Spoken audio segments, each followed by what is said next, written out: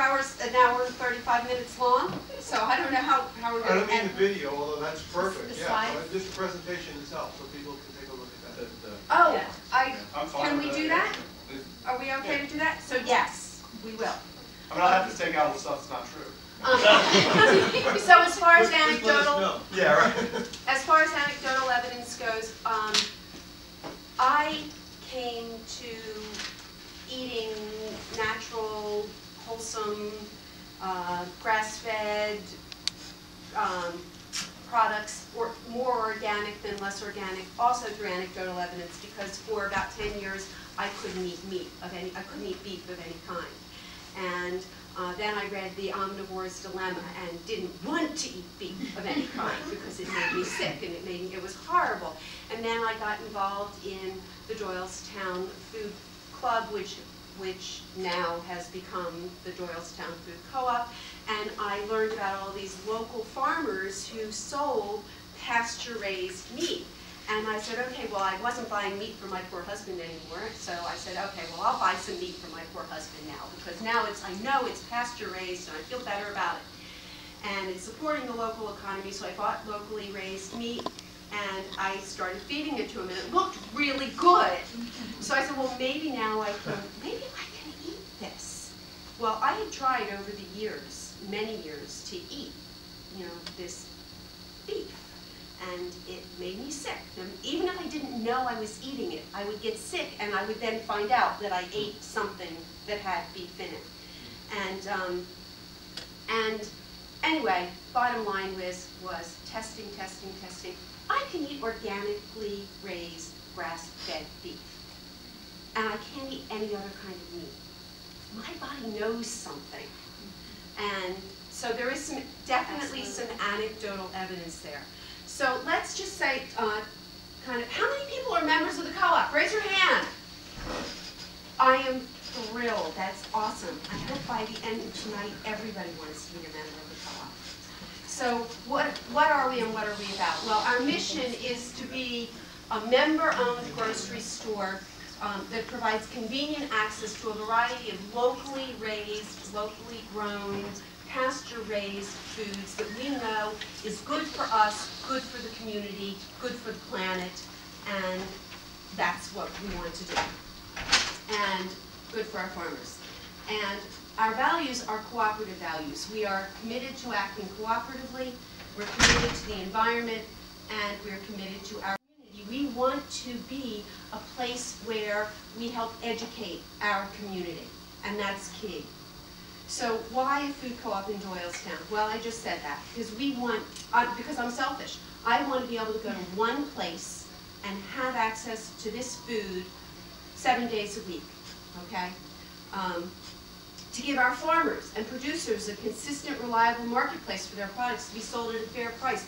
I want to be able to pay farmers what food should cost. Now, that doesn't mean I want our food to be overly outrageously expensive, but I do want to give farmers a fair price. I want to be able to eat my view for a very, very, very long time. Look at that picture over there. I want to be able to know that we're supporting the farms that are expanding, that are staying here because we are buying from them and we're giving these small farmers an opportunity to sell. To reduce the pressure on the environment. I don't want my groceries to come 1,500 miles. To improve the health of our community and give our children a legacy to carry on. And I really believe, we really believe, there's 1, 2, 3, 4, 5 board members here tonight. We believe that this is the way to do that. And finally, to bring more jobs to our community and keep our food dollars here. So there's a poster over there on that table that says 10 reasons co-ops rock, and I'm not going to go into it, but John mentioned quite a few of the reasons co-ops rock. The real reason is if it's your store and you own it, you are the ones making a difference. It's the profit is for you, for your community, and for your health. And that's key. The cooperative principles, we always put this in a presentation about cooperatives because they're so critical. Voluntary and open membership, anybody can join. Democratic member control. Co-ops exist not only for their members, but by their members. Without membership, without active membership, our co-op will not get off the ground. Member economic participation, that's your equity investment, and ultimately we hope member loans in the long term. Not everybody, but if you can. Autonomy and independence, we are not reliant on the Monsantos. We are not reliant on the USDA. We are reliant on what we know. We have independence. Education, training, and information, things like tonight, cooperation among cooperatives. My God, John is a perfect example of that. Weaver's Way has been so helpful to us. Many other co-ops have been very helpful to us in providing information, getting us started, moving us forward. And concern for community. In the Doylestown area that's open year-round with fresh goods sourced within a 100-mile radius and bulk packaged goods as well. All locally produced items labeled with information about who, when, and how it was produced, and if that's applicable. We have on our table the product policy draft that a committee has already put together, essentially to be organic, USA, really jumping through more hoops, and that's what the product policy speaks to. So imagine having access to the Doylestown Farmers Market in your town, accessible to you 7 days a week, where you have lots and lots of varied producers coming with really high quality goods and farmers farming. And you say, are there really enough farms? Can this local community support 1,000 co-op families? Well, maybe not. In fact, maybe we hope not. Maybe we hope not that they can. But you know what? This is just Bucks County.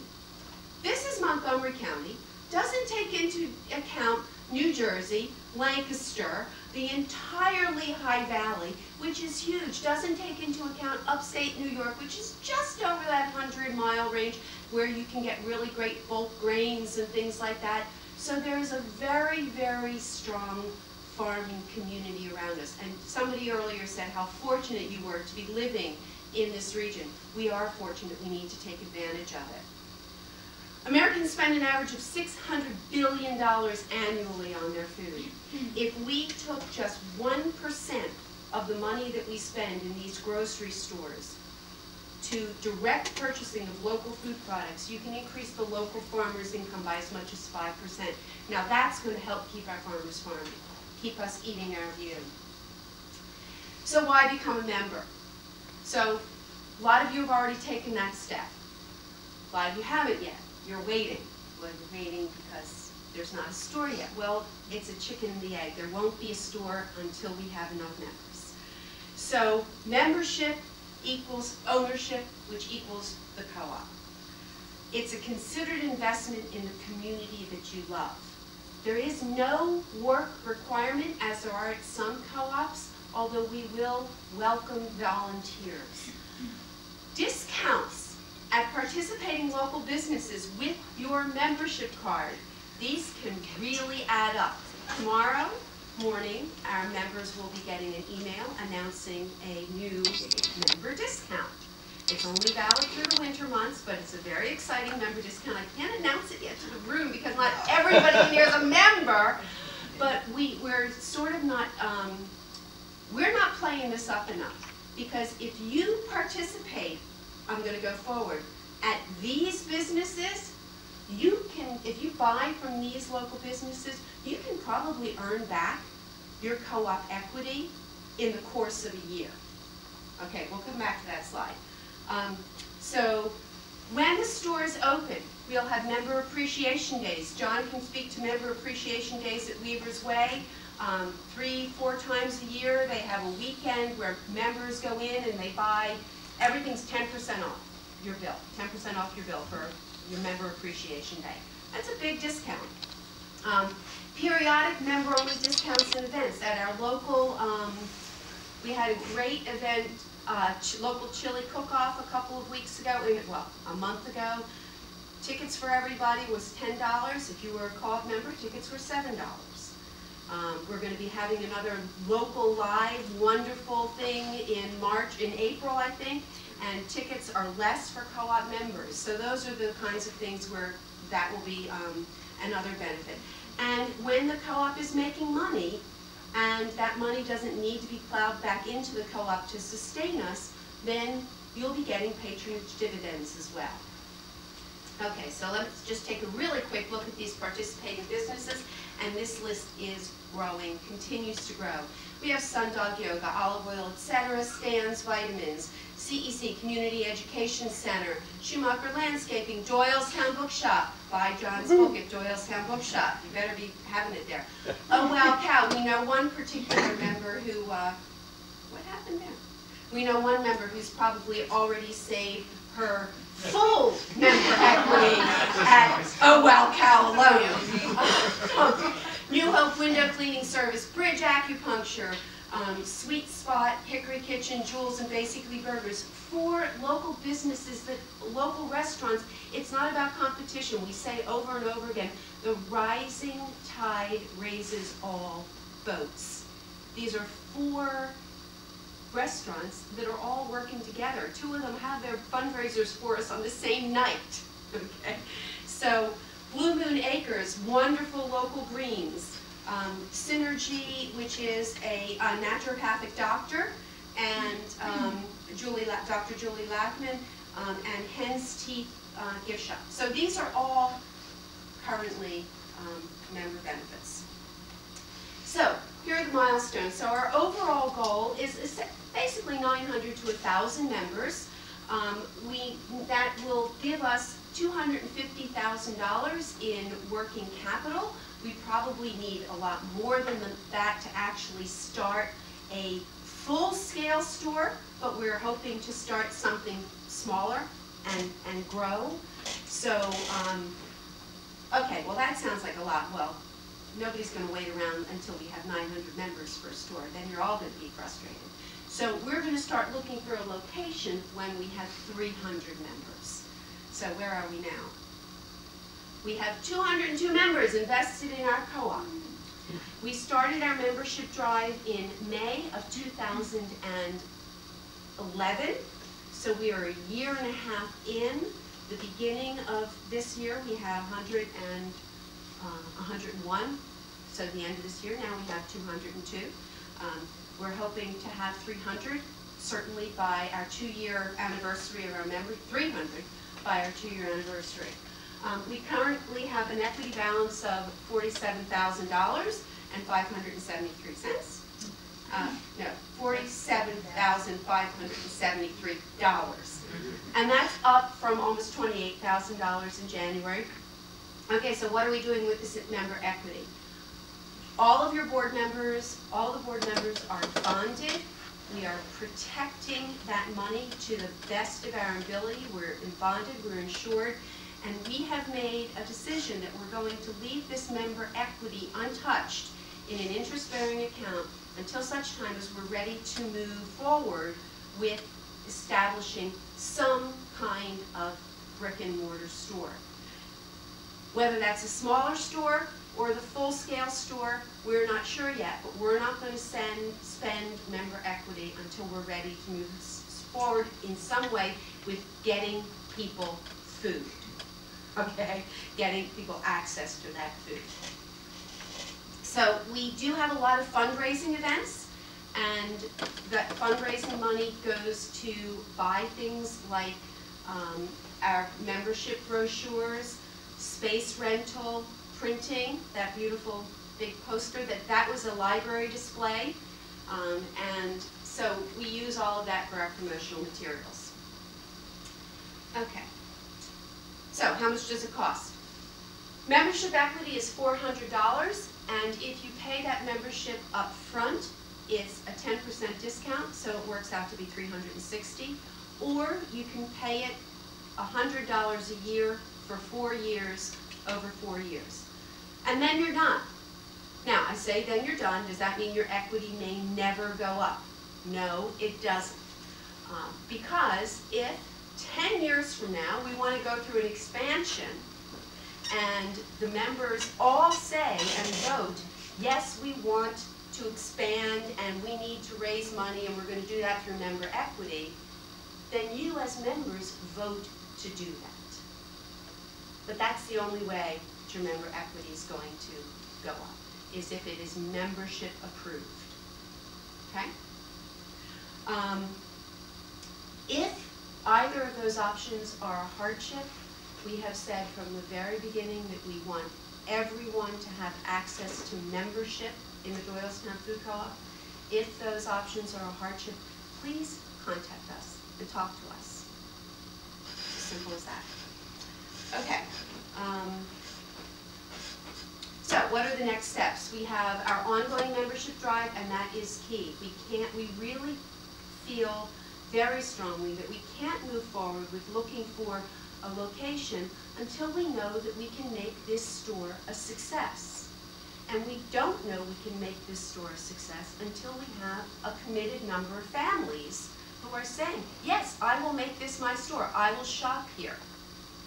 And that's very, very key, because we don't want to spend your equity until we know we can make it a success. So it's, again, very chicken and the egg. So we need this ongoing membership drive. And we're doing fundraising. We're continuing to do research and planning. We're now doing a lot more community outreach. This is an example of one of the things we're doing now with community outreach. We've made a decision as a co-op that every time we reach out to the community to talk about the co-op, we are going to do outreach that's going to also provide some education. So we think that that's a really positive step forward. So, how can you help? It says 8 ways. I added a 9th one this morning. So you can sign up to become a member owner. Number 1, if you're not already, but I love that so many people in here are. 2, if you are a member owner, volunteer for a committee. And even if you're not a member owner, we actually do have a number of people who have not yet made the financial commitment, but they've made the physical commitment to work and give their time, effort, and energy. So we appreciate those people very much as well. Spread the word. We have flyers over here. If you want to take a pile of flyers, you have a place to put them. Spread the word about the co-op. Support your local farmers and producers, because while we're getting started, we need these local farmers and producers to continue to have people buying from them so that they're here when we're ready to go. Host a house party.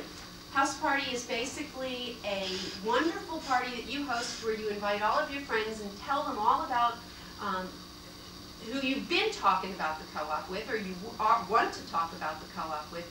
And we have a representative who comes and gives all the information you possibly need or want about the co-op, answers all of your questions. We call them co-op ambassadors, and they come and talk to people about the co-op. Basically do what I'm doing now, answer all the Q&As. Donate a space for the co-op. You do that, we may not have to wait 300 people.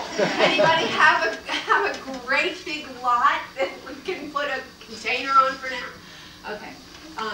Make a Kickstarter loan. We're actually not ready to start our Kickstarter campaign, but we will be when we reach that 300 member household. We're also going to launch our member loan campaign. And in the meantime, if you just want to make a donation, any donation is welcome. If you want to make a donation that you get something for, we have Doylestown Co-op t-shirts, which I'm modeling. So join us now. We have window clings. These are $20. We have window clings that are only $3. They peel right off and go right on. They're reversible, so once you peel it off, you can put it on any window either way. Put it on the car, put it on your front window, anything you want.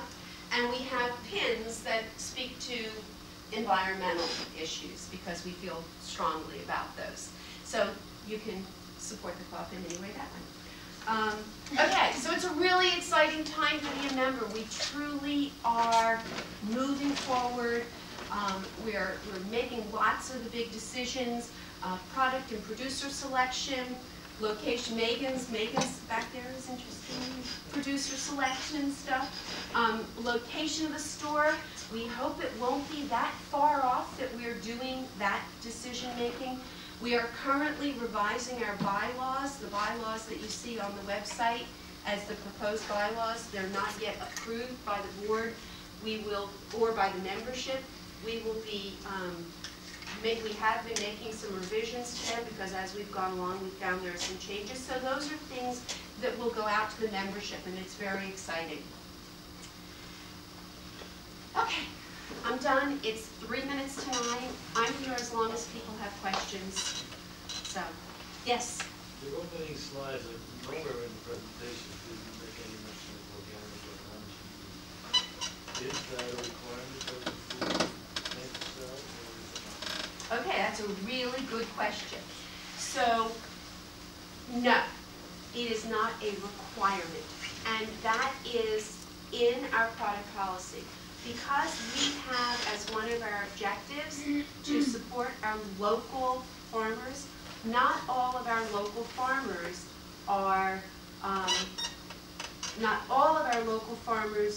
100% non-GE. So for example, there may be some local beef producers who may feed their cattle GMO corn, okay? I'm not saying there are, most of them aren't. We would ask that question. But we would ask that question and you would know it.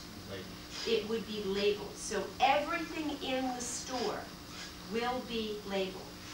Trowbridge, a huge local producer, is a conventional farmer. They do non-organic farming. There are none such. A lot of their stuff is non-organic. So there will be people, there will be farmers who are not organic, and there may be farmers, local farmers, who are using GE products to feed their cattle. But everything will be labeled, and you'll be able to make your choice in terms of knowing where your food came from and how it was produced. For example, and this is really intriguing because now I have to ask Tracy. For example, my husband and I were looking to make zucchini on the grill one summer day. And we grow zucchini in our backyard, and it wasn't doing very well. So we said, okay, well, we'll just go to the farmer's market and buy it. Well, we buy 95% of our stuff from the organic farmers at the Doylestown Farmers Market. None of them had any zucchini. The zucchini beetle had gotten all of the zucchini in the beginning of the season. Travers, who's a conventional farmer, had zucchini. Now, what I want to know is whether or not it was genetically engineered. But I didn't ask, okay? But, frankly, I had told somebody I was bringing zucchini to this thing. I bought the zucchini. I made the choice, okay? So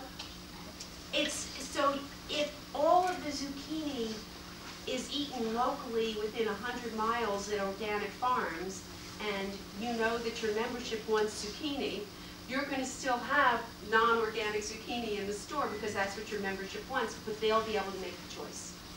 Will non-GE and organic be a priority? Will that be a focus? Is that going to be the goal to make that? Can I read? So yes.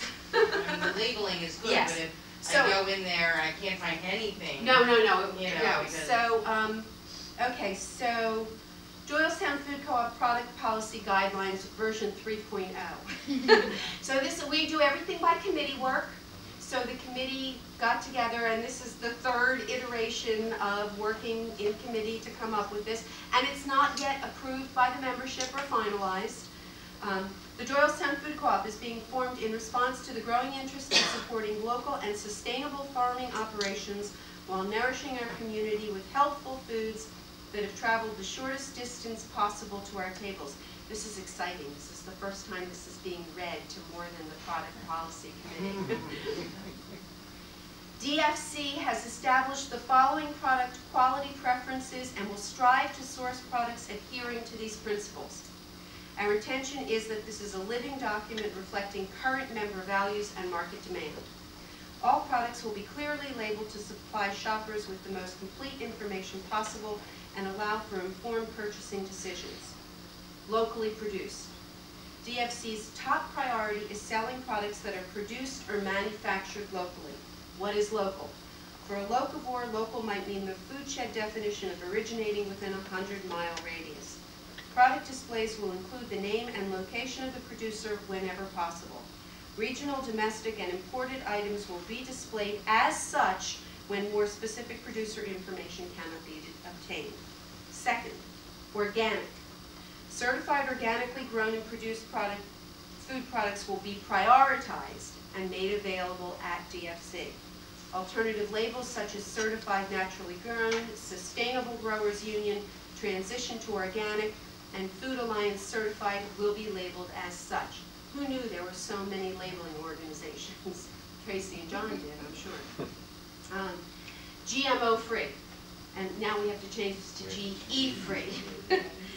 DFC will make every effort to provide our customers with products that, to the best of our knowledge, do not contain genetically engineered ingredients. Non-irradiated. DFC will make every effort to provide our customers with products that are not irradiated or contain irradiated ingredients. Now that said, from what I understand, if you get so meats, for example, the production of dairy, meat, and poultry sold by DFC will reflect a desire to promote responsible and environmentally sustainable animal husbandry practices.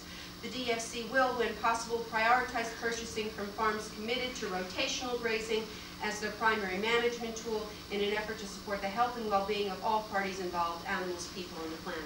So these are, and there's a lot more in here. I can't, it's here. You can look at it. Yeah, my 3 minutes are up. So, a co-op exists to support its membership.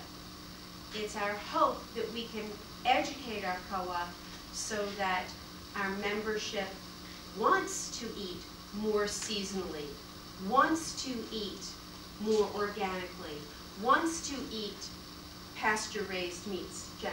I was just wanting to point out, you use the word organic a lot. You know, if you don't already go to your farmer's market a lot, you may notice that not every farmer says that they're organic, and a lot of that is because they cannot afford the organic certification. Absolutely.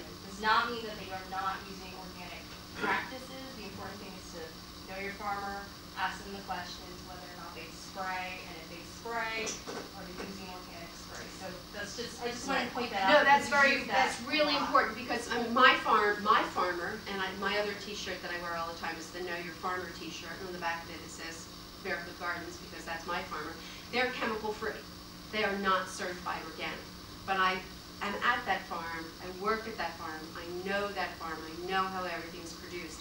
So our thought is, you know, we envision you walk in the store and there may be a booklet, a great big 3-ring binder that has every single farm that's represented there and what their growing practices are and how this is grown and how that is grown. And so, for example, if you get our appetizer, how many people get the appetizer newsletter? Okay, so almost everyone. So in the appetizer, there was an article just recently about Solebury orchards. And it said very, very specifically in that article what they spray, how they spray, why they spray, and what's not sprayed and why it's not sprayed. You know, so that's what we envision for every single farm that we source from. Yes? The educated piece until you have the actual storefront. Are you making these lists available on the websites? Are these, like, is the education ongoing now through the appetizer or through the website? It's through the appetizer. It will be through more of these member-type town halls. It's also on the website, but currently it's hard to find on the website. We're working on a sort of restructuring of our website that will make it a lot easier to find. because we do have a lot of local producers that we want people to become aware of. If you go to the website and you look under local resources,